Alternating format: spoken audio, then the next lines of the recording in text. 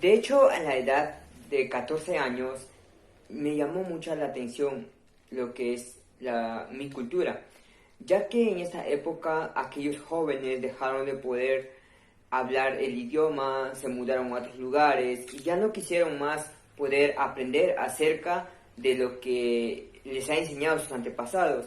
Entonces, ahí también existía lo que se puede decir que es el bullying, ¿no? Ya que las personas de la ciudad me decían, no, ¿cómo vas a hablar tu idioma? Y actualmente valoro mucho ello, ya que en el ámbito laboral, también como estudiantil, he podido aprender de que nuestras raíces, nuestras costumbres, es muy importante para la nación. De hecho, ahora estoy empezando a poder difundir esta gran cultura que es la cultura xánica para que aquellas personas que tienen esta oportunidad de poder aprender. Una de las maneras que me ha llamado la atención es que si nosotros aprendemos, podemos llegar a ver la realidad que viven las comunidades indígenas y nosotros podemos hacer grandes proyectos para el beneficio de estas grandes comunidades que están alejados de la ciudad.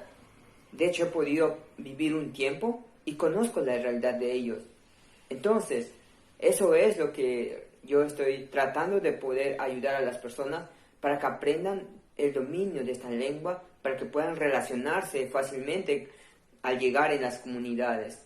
De hecho, esto es un pequeño proyecto que me he trazado hace poco para poder seguir trabajando y poder valorar lo que es nuestra identidad cultural que existe en nuestro Perú.